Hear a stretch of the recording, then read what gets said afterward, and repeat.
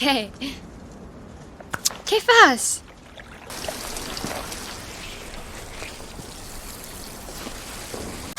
Halo guys, jumpa kembali bersama gua Bang Adi di sini. Di sini gua akan bercerita sebuah film yang berjudul.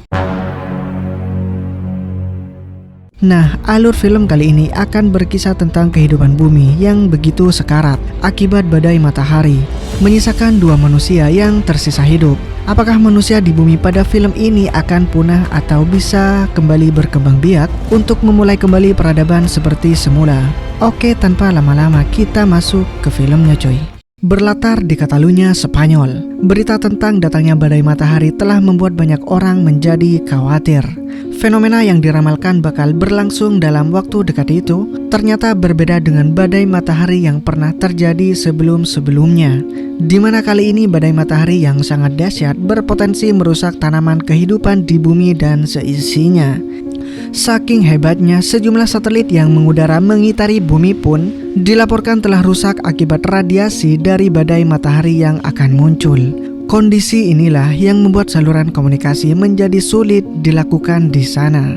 Namun ternyata berita yang menghebohkan itu tak selalu diartikan sama oleh semua orang. Beberapa di antaranya bahkan meyakini jika fenomena yang akan terjadi nanti bukanlah badai matahari biasa, melainkan kedatangan dari makhluk luar angkasa yang mungkin saja akan merusak kehidupan di bumi. Pemikiran itulah yang agaknya telah diyakini oleh beberapa orang, termasuk orang-orang yang ada di sekitar Didak. Bocah laki-laki yang polos itu hanya bisa terdiam mendengar pendapat orang-orang yang berseberangan dengan apa yang disampaikan oleh radio. Lain halnya dengan Alba, gadis desa yang tinggal ratusan kilometer dari Barcelona itu hanya bisa menantikan kebenaran dari berita yang telah didengarnya. Meski tak sepenuhnya percaya pada berita tersebut, namun Alba yang notabene hanyalah gadis kampung mencoba untuk tetap menjalani rutinitasnya seperti biasa. Ia yang terbiasa membuat vlog tentang kehidupannya di desa, kali ini ingin membuat konten yang berbeda dari sebelumnya, di mana dalam konten tersebut dirinya ingin mengabadikan kegiatan yang dilakukan oleh sang ayah saat bekerja. Terlebih lagi sang ayah juga diketahui tengah menjalani studi tentang perubahan iklim yang sangat sesuai dengan kondisi bumi saat ini. Di sebuah gua tempat penelitian ayahnya, Alba mulai merekam kegiatan yang dilakukan oleh pria tersebut. Menariknya, meski Alba tak begitu peduli dengan risiko kehancuran bumi yang akan terjadi akibat badai matahari, ia tetap meminta nasihat pada sang ayah. Seandainya itu adalah akhir dari peradaban manusia di bumi, dengan sangat bijak ayah Alba menuturkan bahwa seandainya manusia berlaku baik pada bumi selama ini, maka bukan tidak mungkin bila bumi pun akan memberikan timbal balik yang sama dengan kehidupan manusia. Keesokan harinya Alba pergi mendatangi pasar tempatnya berbelanja seperti biasa. Dalam kesehariannya, Alba ternyata tidak hanya mengisi waktunya dengan membuat video blog saja. Ia juga diketahui merupakan seorang guru yang kebetulan juga mengajar bahasa Inggris untuk Didak. Ibu Didak yang juga merupakan penjual di pasar sempat menjalani obrolan dengan Alba terkait perkembangan bahasa Inggris anaknya itu. Namun hal itu tak berlangsung lama, karena kemudian datang beberapa remaja laki-laki lainnya yang mengolok-olok Didak dengan rasis. Nampaknya perlakuan rasis masih kerap terjadi di antara kalangan remaja di sana guys. Terlebih lagi, Didak juga terlahir di keluarga kulit hitam yang membuat ia kerap kali dibully oleh teman-temannya.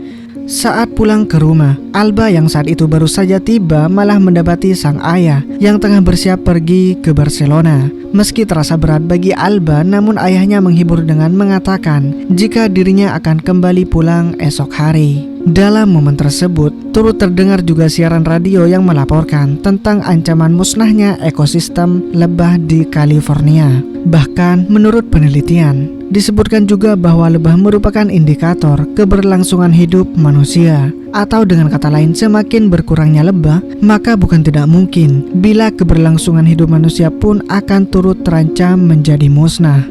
Sementara itu, ketiga remaja yang sempat mengolok-olok Didak ternyata kini malah sedang membuli habis-habisan bocah kecil tersebut.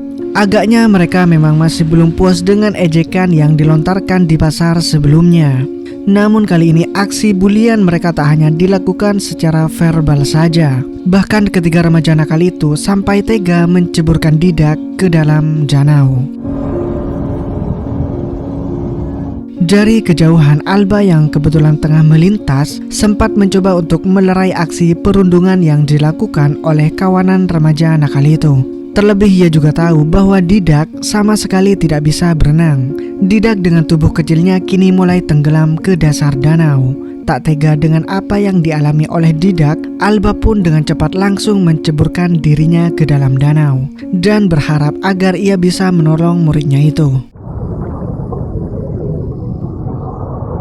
Dengan sekuat tenaga, Alba berusaha menyelam sedalam mungkin untuk meraih tubuh Didak bersama dengan kilatan petir yang terus menyambar di atas permukaan. Pemandangan bawah air kini tak lagi gelap seperti biasanya, dikarenakan di luar sana ternyata tengah terjadi badai matahari yang begitu dahsyat. Tanpa memperdulikan lingkungan di sekitarnya, Alba yang telah berhasil meraih tubuh mungil Didak lalu dengan cepat membawa kembali ke permukaan. Betapa bahagianya Alba karena ternyata muridnya itu akhirnya berhasil ia selamatkan. Didak kini telah tersadar setelah melalui momen yang mengancam nyawanya. Namun sayangnya kebahagiaan itu tak berlangsung lama, karena kini mereka baru menyadari kehancuran yang telah terjadi di sekitarnya. Pemandangan memilukan tepat di hadapan Alba dan Didak. Suhu panas di permukaan bumi ternyata telah menghancurkan semua makhluk hidup yang ada di sana. Kendaraan yang ada di jalanan pun hancur bersamanya, dengan mayat penumpang yang telah hangus akibat fenomena alam tadi. Menyadari akan besarnya dampak yang ditimbulkan oleh bencana tersebut, Didak seketika teringat dengan ibunya yang sebelumnya berada di rumah sendirian. Ia pun tanpa pikir panjang langsung beranjak pergi menuju ke rumahnya. Namun sialnya bagi Didak, harapannya untuk bisa bertemu dengan sang ibu kini telah sirna. Sosok yang telah melahirkan dan membesarkan dirinya itu ditemukan dalam kondisi yang sangat mengenaskan. Dalam upayanya untuk berlindung, Alba membawa Didak menuju ke gua yang selama ini menjadi tempat penelitian ayahnya. Cuaca yang seketika berubah drastis menjadi sangat dingin telah membuat keduanya merasa sedikit nyaman dengan tetap berada di dalam gua. Di tempat itulah Alba dan Didak sama-sama meratapi nasibnya yang harus melalui bencana super dahsyat tersebut. Hari pun berganti dan kini mereka memutuskan untuk mendatangi rumah Alba yang ada di pedesaan. Tak seperti yang menimpa rumah Didak, tempat tinggal Alba justru terlihat lebih baik, meski beberapa bagian juga ada yang rusak. Sialnya, badai matahari ternyata tak hanya sekedar menghancurkan bangunan saja, akan tetapi sejumlah fasilitas juga turut hancur oleh fenomena tersebut. Didak tak lagi bisa menemukan sinyal untuk mendengarkan siaran radio. Sama halnya dengan Alba, yang juga tak bisa mendapatkan akses jaringan di ponselnya. Kendati demikian, Alba setidaknya masih beruntung karena ternyata charger bertenaga surya miliknya masih bisa digunakan. Setidaknya dengan perangkat itulah ia bisa mengisi daya ponsel miliknya untuk sementara waktu. Tak berhenti sampai di situ, mereka pun kembali melakukan perjalanan menuju ke pusat kota. Namun bukannya keramaian yang mereka jumpai, akan tetapi lagi-lagi Alba dan Didak mendapati pemandangan yang tak kalah memilukan. Kehancuran ada di mana-mana beserta dengan banyak mayat yang tergeletak begitu saja. Menyadari perjalanan tak bisa diteruskan hanya dengan berjalan kaki, Alba lalu berinisiatif untuk menggunakan motor yang terbengkalai di sana. Namun alih-alih membantu gurunya dengan mendorong motor tersebut, Didak malah tak sengaja membuat Alba menjadi terjatuh berat. Alhasil gadis itu pun mendapatkan luka goresan besi di perutnya. Tanpa mereka sadari, luka akibat terjatuh tadi ternyata bukan sekedar luka gores yang bisa dengan cepat pulih dengan sendirinya. Didak yang tak tega melihat kondisi Alba lantas memberinya kompres sebagaimana yang biasa dilakukan oleh mendiang ibunya. Bahkan bocah kecil itu sampai berjanji akan melakukan apa saja agar Alba bisa kembali pulih. Menyadari adanya luka infeksi di perutnya, Alba lalu terlintas akan obat antibiotik yang diyakini bisa menyembuhkan penyakitnya tersebut. Mendengar hal itu, Didak yang tak ingin hal buruk menimpa Alba lalu tanpa pikir panjang langsung berlari menuju pusat kota dengan harapan agar ia bisa pulang dengan membawa antibiotik untuk gurunya itu. Meski harus melewati jalanan yang gelap dan sepi, Didak akhirnya berhasil mendapatkan antibiotik itu guys, sebagaimana yang sempat disebutkan oleh Alba sebelumnya. Dengan sepengetahuan yang minim tentang penggunaan obat, Didak dengan nekat menyuntikkan antibiotik itu ke lengan Alba, sembari terus berharap agar gurunya itu bisa segera sadar dan pulih dari sakitnya. Dan keesokan harinya, Didak yang telah bosan sendirian lalu berinisiatif untuk kembali mengunjungi rumah lamanya. Di tempat itulah ia mengenang lagi memori lamanya bersama mendiang sang ibu, sembari memandangi kondisi rumah yang telah hancur. Tak hanya itu saja, Didak juga mengunjungi bengkel yang dulu biasa disinggahinya, termasuk melihat-lihat kondisi traktor yang biasa menjadi tempatnya bermain di kala itu.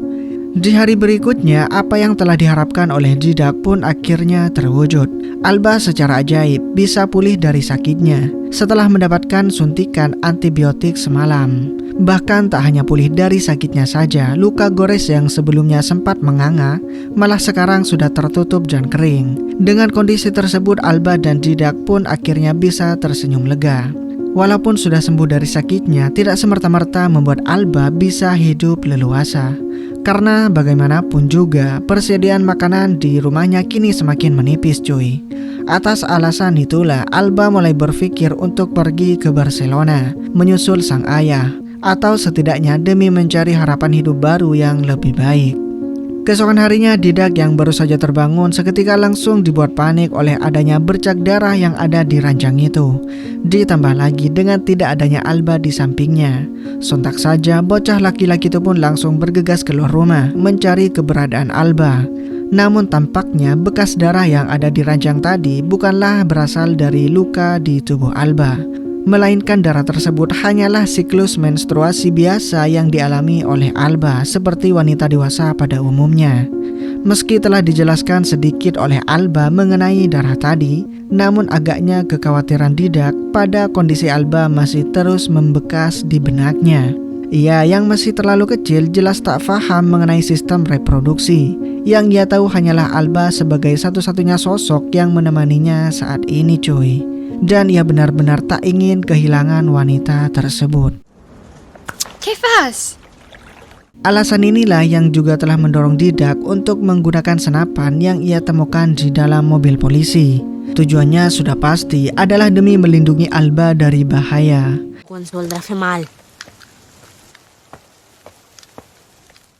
Hari demi hari pun berlalu, Alba dan Didak terus menjalani kehidupannya hanya berdua saja. Berbekal buku catatan milik sang ayah, Alba menjadikan sebagai panduan untuk bertahan hidup.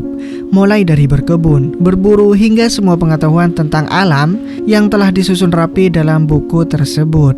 Meski sempat ragu akan kemungkinan musnahnya peradaban manusia, namun berkat lingkungan yang subur dengan tanaman dan binatang yang tumbuh, kini Alba mulai meyakini akan adanya manusia lain yang mungkin saja masih bertahan hidup di luar sana, sama seperti dirinya dan juga Didak.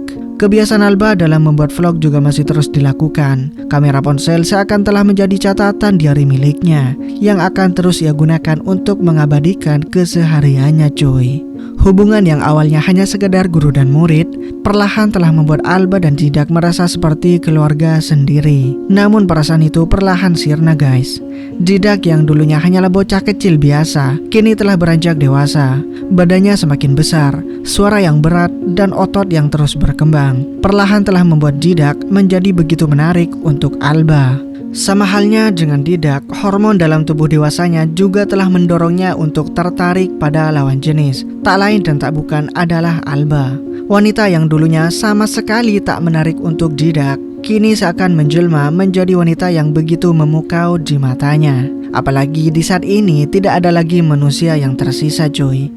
Meski sama-sama malu untuk mengungkapkan perasaannya masing-masing, namun bahasa tubuh keduanya seakan mampu menjelaskan bagaimana ketertarikan di antara mereka.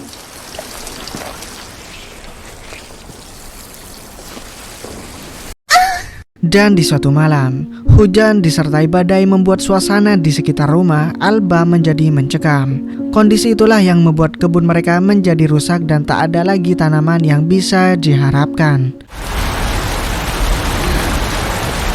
Keesokan harinya mereka sepakat untuk pergi meninggalkan tempat itu untuk mencari kehidupan yang lebih baik. Didak akhirnya nekat mengoperasikan traktor dari bengkel masa kecilnya. Dengan traktor itulah ia lalu mengajak Alba untuk berpetualang dan mencari rumah yang baru. Comencem el nostre viatge en busca de respostes.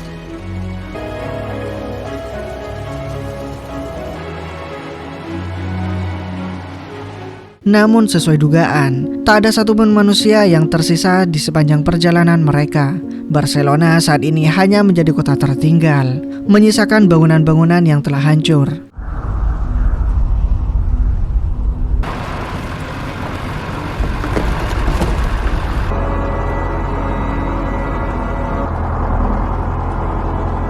Kendaraan yang terbengkalai serta sisa-sisa mayat manusia yang tinggal tulang belulang.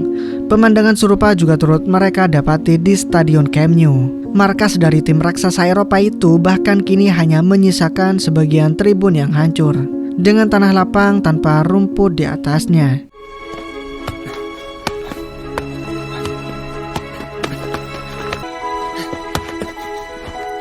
Malam hari pun tiba. Alba dan Didak yang terjebak hujan akhirnya memutuskan untuk melalui waktu mereka dengan bermalam di stadion itu. Di momen inilah keduanya mulai tak malu lagi untuk mengungkapkan perasaannya masing-masing. Meski tak terungkap secara verbal, namun dari bahasa tubuh yang terus berlanjut dengan hubungan yang lebih intim, maka secara tak langsung perasaan keduanya kini telah melebur menjadi satu. Alba dan Didak sekarang telah memiliki tujuan yang sama, yaitu meneruskan keturunan dan melanjutkan peradaban manusia di bumi ini. Dengan tujuan hidup yang baru, Alba dan juga Didak lalu memutuskan untuk membangun rumah sederhana di tepi laut. Hubungan yang semakin mesra di antara mereka akhirnya juga membuat keduanya kini dikaruniai seorang anak laki-laki yang diberi nama Kai. Di hari yang berbeda, Alba yang kala itu tengah menyusui Kai tiba-tiba teralihkan perhatiannya oleh kemunculan sebuah kapal di pantai. Ia yang selama ini selalu mencari keberadaan manusia lainnya yang tersisa seolah mendapat kabar gembira dengan munculnya kapal tersebut. Dan seorang pria tua nampak terdampar di pinggir pantai. Melihat pemandangan tersebut, Alba lalu menolong si pria tua dengan mengobati lukanya hingga siuman. Namun berbeda nih dengan Didak. Ia yang telah nyaman membangun keluarga kecilnya malah kini merasa terusik dengan kemunculan pria tersebut. Terlebih Alba juga sempat menawari si pria tua itu untuk menginap di rumahnya. Dalam kesehariannya, pria tua yang baik itu juga sempat memberikan madu kepada Alba.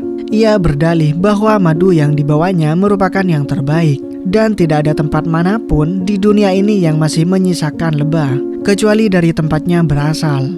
Namun sayangnya, ia yang terus berkelana justru tak mengetahui nama tempat atau lokasi yang sempat disinggahinya itu. Didak yang merasa cemburu melihat keakraban Alba dan si pria tua, ia lalu memotong pembicaraan mereka dengan mengatakan bahwa kapal milik si pria tua telah selesai dan siap untuk kembali berlayar. Mendengar hal tersebut, pria tua yang sadar keberadaannya hanya akan merusak hubungan antara Alba dan Didak, lalu memutuskan untuk kembali berpetualang menggunakan kapalnya. Namun alih-alih ingin memberikan ucapan terima kasih, pria tua itu malah mengajak Alba dan juga Didak untuk berpesta di kapalnya. Setidaknya dengan cara itulah ia bisa memberikan kesan yang baik sebelum kepergiannya. Mendapat ajakan tersebut, Alba yang sangat ramah sontak menerima undangan dari si pria tua. Lain halnya dengan Didak, ia justru terkesan enggan meski pada akhirnya hanya bisa menuruti permintaan istrinya itu. Di atas kapal, Alba, Didak, Kai, dan si pria tua melalui malam mereka dengan bersenang-senang. Tanpa terasa pagi pun tiba. Didak yang baru saja terbangun langsung dibuat panik tak karuan. Bukan hanya karena posisi kapal yang sudah berada jauh di tengah lautan, tetapi karena juga tak ada lagi Alba dan Kai di sampingnya. Si pria tua tiba-tiba muncul dan langsung menghajar Didak. hingga membuatnya tercebur ke lautan. Sementara itu Alba yang baru saja keluar dari dek dan mendapati suaminya tengah tercebur ke laut, langsung dengan cepat menceburkan dirinya dan menolong Didak. Entah apa yang ada di benak si pria tua itu. Ia yang agaknya telah merencanakan aksi jahat itu, malah kini meninggalkan Alba dan juga Didak di tengah laut lepas. Parahnya lagi, pria tua yang tak tahu diri itu juga ternyata turut membawa Kai berlayar bersamanya. Sejak saat itulah Alba dan juga Didak menaruh dendam besar kepada si pria tua. Meski tak memiliki pengalaman berlayar, namun dengan tekad yang kuat, mereka pun memulai mempersiapkan segalanya, termasuk memperbaiki kapal yang terbengkalai untuk mencari si pria tua itu dan membawa Kai pulang. Tak hanya itu, Alba dan juga Didak terus mencari tempat asal dari si pria tua melalui berbagai referensi di dalam buku, hingga kemudian pencarian pun mengerucut pada suatu pulau bernama Minorca, pulau yang diketahui menjadi penghasil madu, sebagaimana ciri-ciri yang sempat diutarakan oleh pria tua itu pada tempo lalu.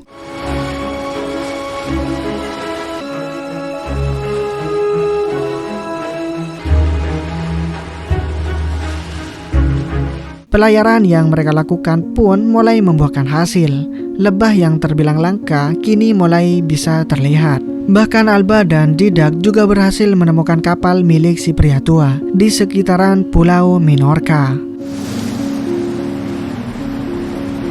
Berbekal insting seorang ibu, Alba akhirnya berhasil menemukan sebuah bangunan yang diyakini menjadi tempat si pria tua itu menculik Kai. Dan benar saja, mereka melihat si pria tua itu yang hendak mencari madu. Bersamaan dengan terdengarnya suara tangisan Kai dari dalam bangunan tersebut. Tanpa pikir panjang, mereka pun kemudian berbagi tugas. Alba mencari keberadaan Kai, sementara Didak mengawasi si pria tua itu menggunakan senapannya. Namun sialnya, Kai ternyata tidak hanya disekap dalam sebuah ruangan, melainkan bayi mungil itu juga turut dikurung dalam kerangkeng besi layaknya seekor binatang, coy. Parahnya lagi, kerangkeng besi yang mengurung Kai ternyata juga dikunci dengan sejumlah gembok. Alhasil Alba yang kesulitan untuk membukanya akhirnya kembali menghampiri Didak dan berniat untuk bertukar posisi dengannya, di mana Alba akan mengawasi si pria tua dari kejauhan, sementara Didak berusaha membebaskan Kai dari kerangkeng besi. Namun siapa sangka guys, Alba yang sempat lengah dalam mengawasi si pria tua malah kini kehilangan targetnya. Pria tua tersebut secara mengejutkan muncul dari balik tembok dan langsung menangkap Alba. Didak yang kembali untuk mengecek kondisi Alba malah harus tertunduk karena ditodong oleh senapannya sendiri. Alhasil Alba dan Didak kini menjadi tawanan dari si pria tua.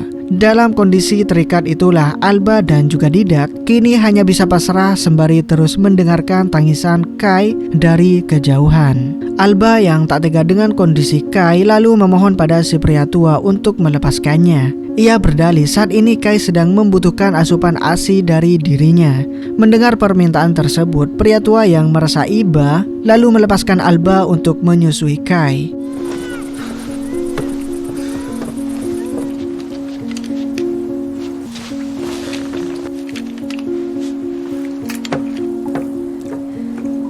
Ternyata yang dilakukan Alba hanyalah tipuan semata. Ia tak hanya sekedar menyusui Kai, tetapi juga membawa kabur bayinya itu. Merasa dibohongi, si pria tua lalu dengan cepat berusaha mengejar Alba.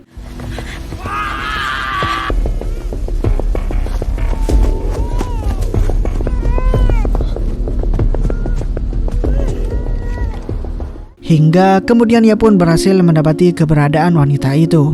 Namun sayangnya, harapan untuk mendapatkan Alba ternyata sia-sia belaka. Si pria tua malah hanya mendapati ponsel Alba yang memutar rekaman suara tangisan Kai. Alba yang berhasil menghindari dari kejaran si pria tua, kini kembali mendatangi Didak dan berusaha untuk membebaskan suaminya itu. Namun belum juga berhasil membebaskan tubuh Didak, si pria tua malah kini kembali dengan raut wajah yang penuh kesal. Tak mau kecolongan untuk kesekian kalinya, pria tua yang marah lalu menembakkan senapannya yang membuat paha Alba mendapatkan sedikit luka. Sementara itu, Didak yang berhasil melepaskan diri dari jeratan tali di tubuhnya langsung menyerang si pria tua menggunakan sebilah pisau. Namun sayangnya, serangan tersebut tak sedikit pun membuat si pria tua menjadi tumbang. Justru Didaklah yang harus tersungkur setelah terkena serangan balik dari si pria tua itu. Alba yang sempat meraih senapan akhirnya nekat menembakkan targetnya itu meski hanya mengenai bahu dari si pria tua. Serangan balasan pun dilancarkan oleh si pria tua. Ia dengan sepenuh tenaga menghajar Alba hingga jatuh tersungkur. Namun pertarungan belum selesai. Didak yang mulai bangkit lalu meraih sebuah parang dan menebaskannya ke pundak si pria tua itu cuy. Alhasil lawannya itu pun tumbang dengan luka menganga di pundaknya. Namun siapa sangka guys, keberhasilan dalam menghabisi si pria tua tadi ternyata bukanlah awal dari kebahagiaan mereka. Didak yang baru saja memeluk dan mengecup Kai tiba-tiba tumbang tak berdaya. Hal itu dialaminya menyusul luka tembak yang sempat diberikan oleh si pria tua dalam duel tadi. Kini Alba hanya bisa bersedih meratapi kepergian Didak. Suaminya itu telah pindah alam secara sia-sia hanya karena ulah Alba yang sedari awal tak mau mendengarkan perkataan Didak mengenai si pria tua itu cuy. Kini Didak telah pergi untuk selamanya. Bumi hanya dihuni oleh Alba dan Kai saja. Nah, singkat cerita, tahun demi tahun pun berganti dan kini Kai telah semakin besar. Bocah laki-laki itu terlihat sangat mirip dengan mendiang sang ayah. Alba sebagai seorang ibu juga senantiasa menceritakan tentang kebaikan-kebaikan dari ayah Kai, termasuk memperlihatkan dokumentasi video di ponselnya cuy, yang memperlihatkan Didak sewaktu kecil. Dan film ini pun berakhir. Nah, itulah alur ceritanya guys. Kondisi bumi yang hanya menyisakan Alba dan anaknya mungkin tidak akan bisa mempertahankan kehidupan manusia di bumi. Atau mungkin Alba dan anaknya akan melanjutkan keberlanjutan hidup manusia. Menurut kalian gimana guys? Oke guys, gue di sini cabut dulu. Dadah.